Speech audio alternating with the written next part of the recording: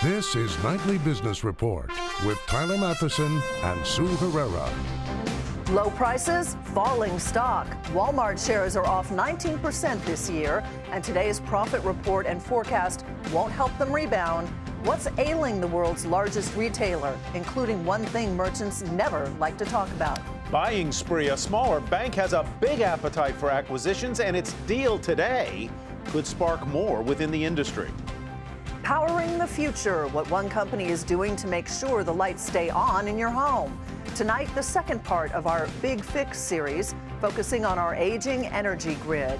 We have all of that and more on Nightly Business Report for Tuesday, August 18th.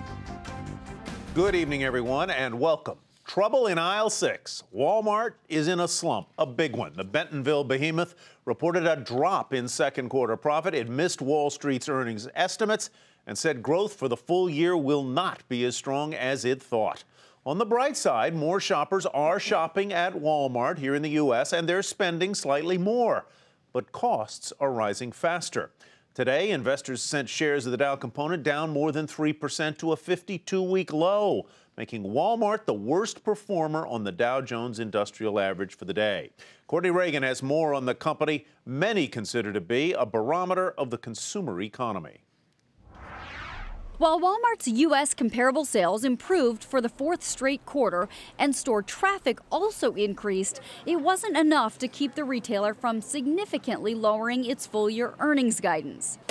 There are multiple headwinds that cut into results for the quarter, many of which Walmart expects to continue, including the strong dollar hurting international earnings, increased employee hours at now higher wages, lower reimbursements from prescription drugs, and higher shrink. Walmart explains that shrink includes both theft and damaged goods, which could include perishable grocery items or other damaged merchandise.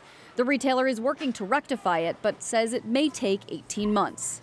Jefferies analyst Daniel Binder is concerned about other pressures that the retailer didn't detail in its list of headwinds today. There's a lot of costs associated with training, wages. I think there's a ripple effect up the chain in terms of when you raise the low end, and folks that were at the middle that is now the low is, they want an increase. I think there's unintended consequences there. I think there's pressures around trying to clean up these stores and make them more shoppable. So really it runs through the organization. But the discounter says it's making strides in its efforts to clean up stores, offer faster checkout, and improve inventory in-stock levels. Plus, it says customers are responding to programs connecting its online and store operations, like order online, pick up in store.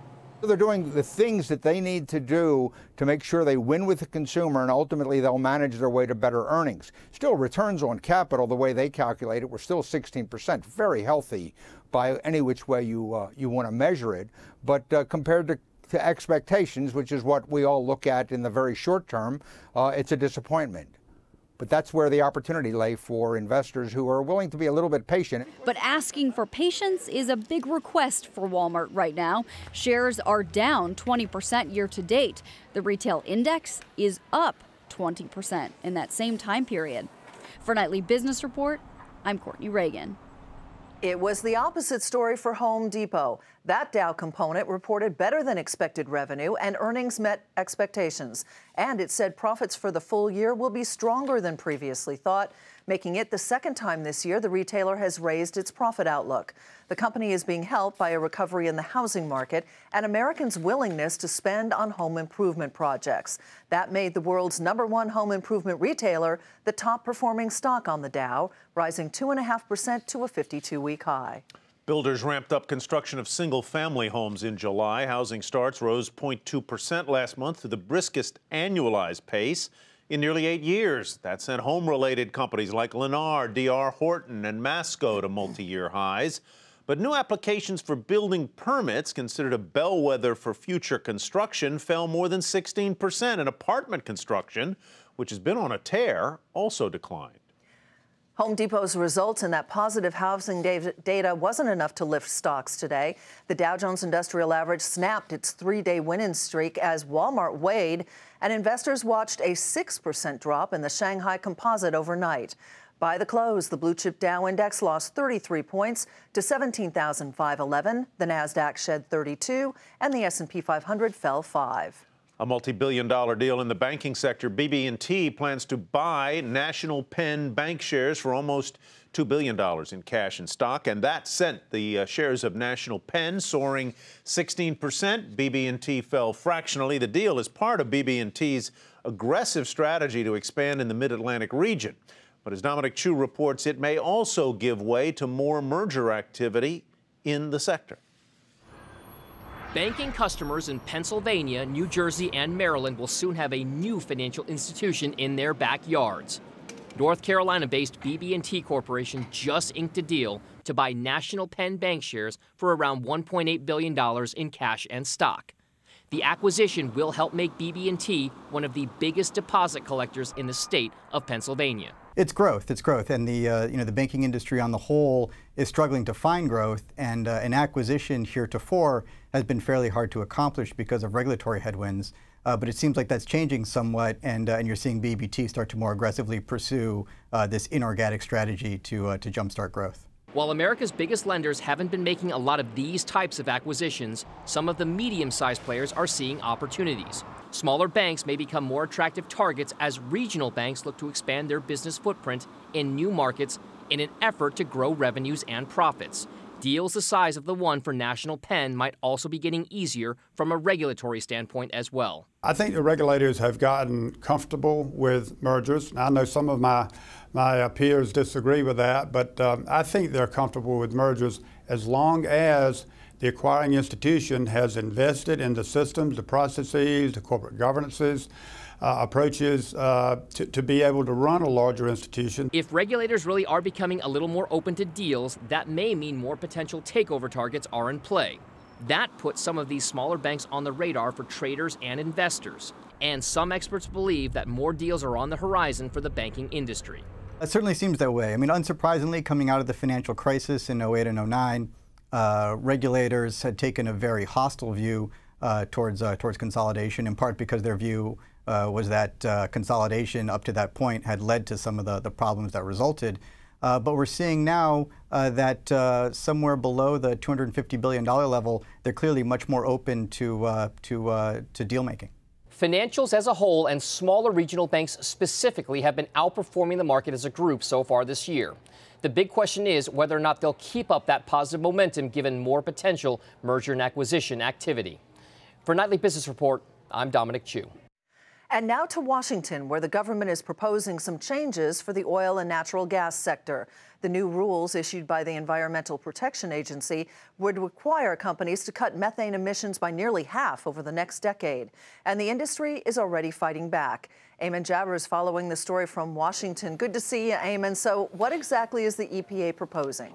Yeah, hi, Sue. Well, they're saying that they want oil and gas industry to cut emissions by about 20% to 30% in terms of methane. And they want them to do it by going after finding and repairing leaks in their equipment and also looking for methane emissions as part of the drilling process. All that, they say, they could end emissions by about 20 to 30%. They think that's a good number to start with. Overall, this is part of a broader Obama administration climate change goal of getting emissions down by as much as 40%. What does the oil and gas industry say? Tyler, they don't like it. As you can imagine, they say this is redundant, it's unnecessary, and they say that methane emissions are already coming down. So all this is going to do is simply add new costs to the industry. But the EPA says it's going to bring costs down to the point where it will actually make money for the industry. Yeah, this was the most interesting aspect of this announcement to me anyway. They said that this is going to cost about $400 million to the industry to implement all these changes, but they said that because the industry is going to be able to resell the methane that they gather as part of this process, they're going to actually make more than $500 million.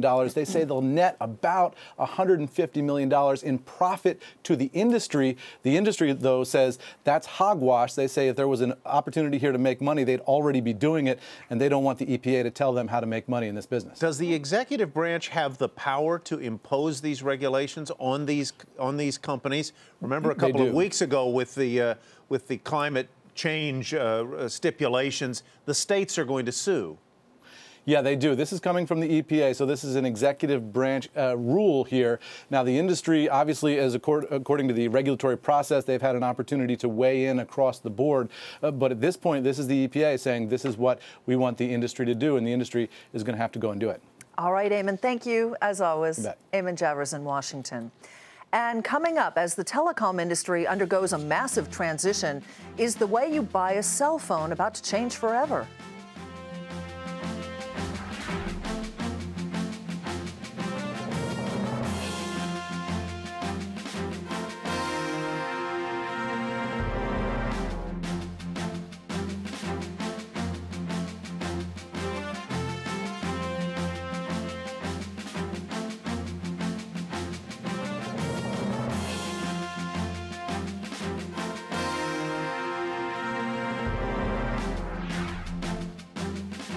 American Airlines will begin offering charter flights into Cuba. The airline is partnering with tour operator Cuba Travel Services to fly out of Los Angeles and straight into Havana.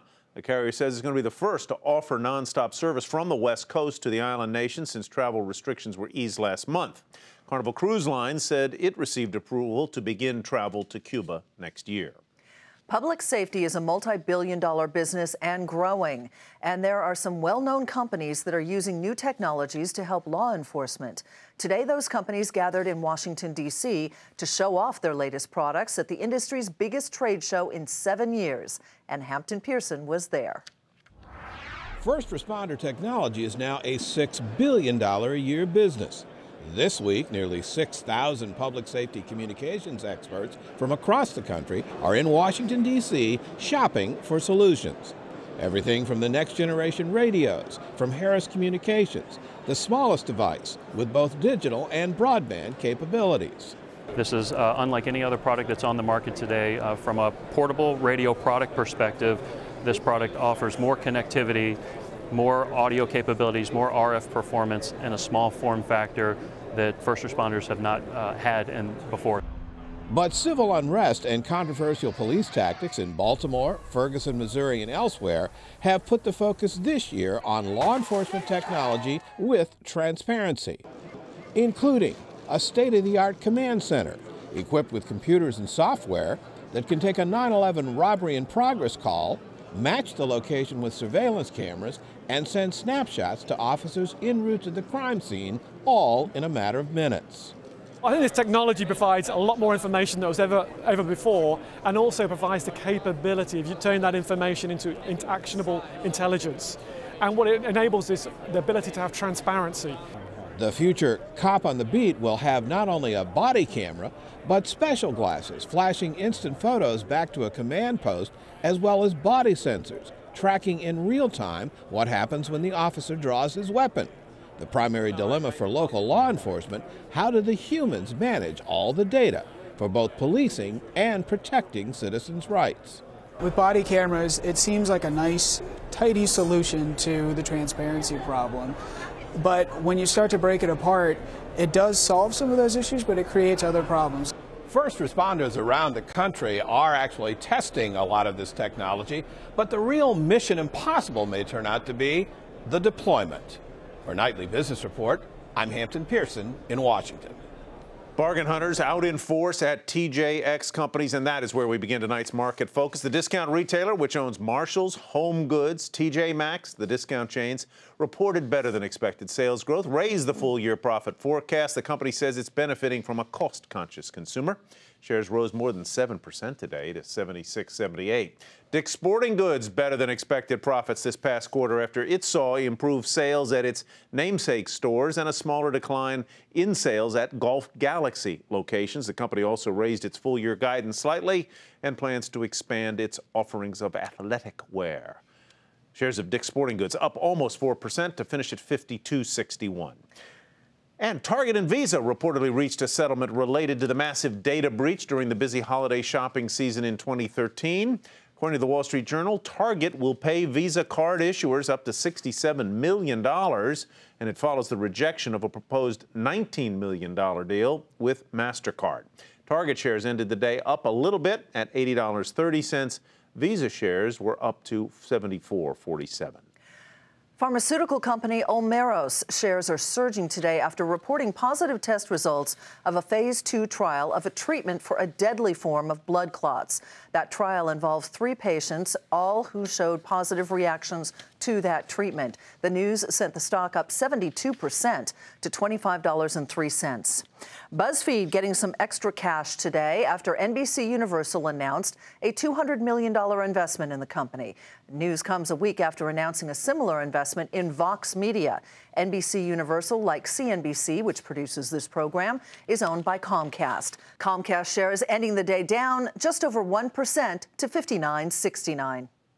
Chinese solar panel manufacturer Trina Solar saw its profit more than quadruple in its latest quarter thanks to stronger global demand for solar.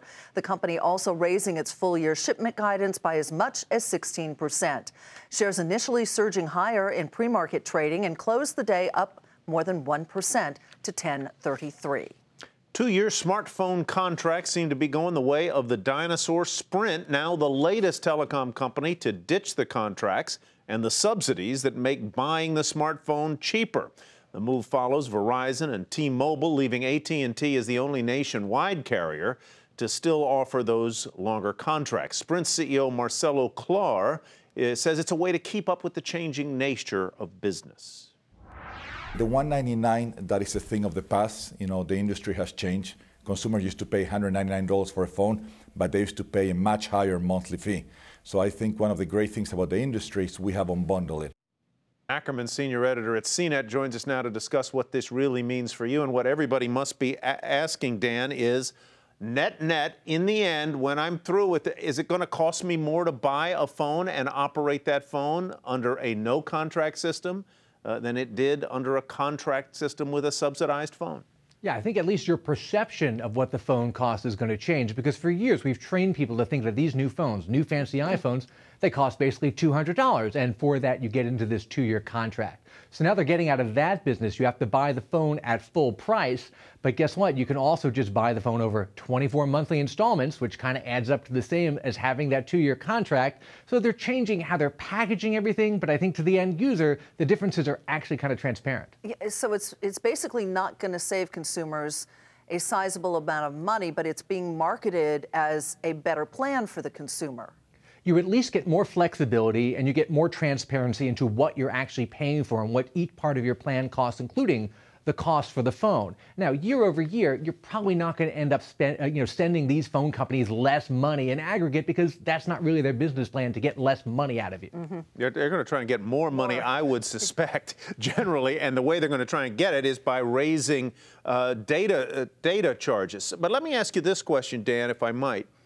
If I decide that I want to buy one of these new phones and I'm going to pay it off over 24 months, and I decide I don't like my carrier anymore, I want to get rid of you, what happens then if I haven't made all the lease payments or the purchase payments on that phone? Just like when you used to leave your 2-year contract early, you had to pay an early termination fee. Well, now if you leave your 2-year payment plan early, you have to pay them the balance of the money you owe them on the phone just up front. Now, you get to walk away with the phone, but depending on which carrier you're going to, the phone may not be compatible with them, so you're stuck with a phone that you may not be able to use. So where are they making the majority of their money, Dan? Is it in the data and the That's fees? the big, yeah, that's the big shift that's happened over the last couple of years. They've gotten out of the business in large part of selling you kind of voice minutes and text messages. Everyone kind of gives you unlimited amounts of that by default now. They've realized they're in the data business, because we've driven people to these larger phones to view videos and websites and do video calling. They've realized they're in the 3G, 4G, LTE data business, so that's what they sell you in kind of chunks of 5 gigs, 6 gigs, 10 gigs a month. So the voice and text stuff is really a loss leader. Dan, thank you very much. Dan Ackerman with CNET. Thank you, guys. Well, while people use their smartphones for a fast internet connection, half the world still remains unconnected. But 2 billionaires, namely Elon Musk and Richard Branson, want to change all that. And as Jane Wells reports, they're getting into a big fight in the process. Elon Musk wants to go to Mars. Richard Branson wants to send tourists to space. But right now, both billionaires are engaged in a new space race to provide internet access at fast speeds to the world. Others have tried and failed. This stuff is very hard, very complex, and it's very easy to fantasize about all the things it could do, and very hard to kick out all the fantasy and come down to reality. Greg Weiler is founder and CEO of OneWeb, a company which Branson has invested in. OneWeb has raised $500 million and partnered with Intelsat and Qualcomm to begin producing a system of 648 satellites built by Airbus to launch in 2 years. The satellites will be much closer to Earth to cut down delays, and OneWeb hopes to sell its internet access to telecom companies who would resell it to airlines or customers in remote areas. But is there space, literally, for more than one player? At the altitude in question, there's really not a lot out there. Last January in Seattle, in this video shot by Cliff Olmsted, Elon Musk announced that SpaceX wanted to launch its own internet satellite constellation, and the company is now hiring. Google and Fidelity have invested $1 billion into the venture. But here's where it gets a little ugly, the fight over spectrum and if there's enough bandwidth for more than one player. Weiler says OneWeb has priority because it's already gotten the green light from international regulators, and any other company which tries to do the same thing will have to take a number. And that doesn't mean others can't use spectrum. That just means that they have to be respectful and not interfere with the prior users. SpaceX wouldn't comment for this story, but there is debate over whether priority to the spectrum goes to whoever registers first or who actually gets their satellites up first. SpaceX has applied to the FCC to experimentally use the same spectrum OneWeb has already put dibs on with international regulators. And this could be one space race with as many lawyers as rocket scientists. For Nightly Business Report, Jane Wells, Los Angeles. Coming up, keeping the lights on, what one company is doing to make sure your home gets the power it needs when it needs it, despite our aging energy grid. The second part of our series, The Big Fix, is next.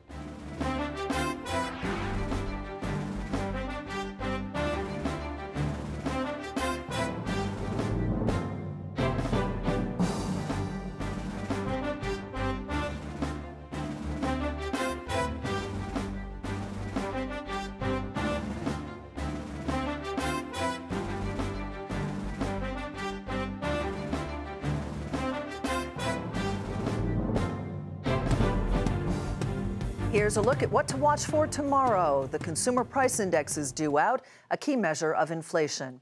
The minutes from the Federal Reserve's July meeting will be released at 2 p.m. Eastern Time. And Germany's parliament holds an important vote on whether to approve the Greece bailout plan. And that is what to watch for Wednesday. The cost of the California drought is rising. A new study says more than $2.5 billion have been drained from the state's economy so far this year. Researchers at UC Davis say most of the cost is being borne by California's agriculture sector, which stands to lose about $1.8 billion and more than 10,000 seasonal jobs. The report was primarily funded by the California Department of Food and Agriculture. All week, we're looking at America's aging infrastructure, which the American Society of Civil Engineers recently graded a D+. The energy grid is no different. As new plants are built, updated transmission lines are needed to carry all of that voltage. And as Jackie DeAngelis reports, one company is making a big investment to get the power where it needs to go. AEP is the largest transmission company in the country, operating more than 40,000 miles of transmission lines. They carry electricity from power plants to substations, where it's then delivered to your home. The lines are big and building them is difficult, dangerous, and expensive. The problem is half the nation's transmission lines are more than 40 years old, and some of those were built more than a century ago. So AEP is spending $4 billion over the next 5 years replacing transmission lines and substations in the Northeast and Midwest. You basically want to make sure the system is as efficient as possible. So sometimes that's a new line, sometimes it's rebuilding existing lines. So it's not a one-size-fits-all approach. Magnifying the need for grid upgrades, the new emission standards set by the EPA. All across the country, coal-fired power plants are being shuttered. AEP alone is retiring 6 gigawatts of energy production, enough to power millions of homes. And that generation needs to be replaced with new plants, which also means new transmission lines. But the new systems don't look like they did 100 years ago. They're meant to have higher capacity so they can work for another 60 to 80 years. In Fort Wayne, Indiana, the company is upgrading its Sorensen station and using a new line designed to bring extra high voltage power to the region. Projects like this do a lot to improve reliability. They do a lot to ensure that we can withstand the loss of any component in the transmission system. That's important to large customers. Because when it comes to turning the lights on, reliability is the name of the game. For Nightly Business Report, I'm Jackie DeAngelis. And tomorrow, our series, The Big Fix, takes a look at air travel, the state of our airports, and the need to make them a lot less crowded. And speaking of overcrowded airports, more people are expected to fly this Labor Day weekend. The industry group Airlines for America projects more than 14 million passengers to catch a flight during the upcoming holiday weekend. That's a 3% gain from last year and could make this summer the busiest ever for the airline. And finally, tonight, the Tooth Fairy isn't as generous as it once was. Visa's 6th annual Tooth Fairy survey showed that American children are waking up to $3.19 under their pillow on average every time they lose a tooth. And while that may seem like a sizable payout, it is 24 cents less than last year, and it's down for the second year in a row. But if the current rate holds, kids can expect to earn a total of $64 for a mouthful of teeth. I got a quarter. $3.19. Well, you know, commodities are down this year. This is very true. So, you know, teeth, a commodity, are down. Wait, you say to your child, you're getting $3.19, you are average. No better than average. You're getting $3.19. We have to say goodnight. That's Nightly Business Report. I'm Sue Herrera. Thanks for joining us. Mackie, $3.19. I'm Tyler Mathisen. Have a great evening, everybody. We'll see you back here tomorrow.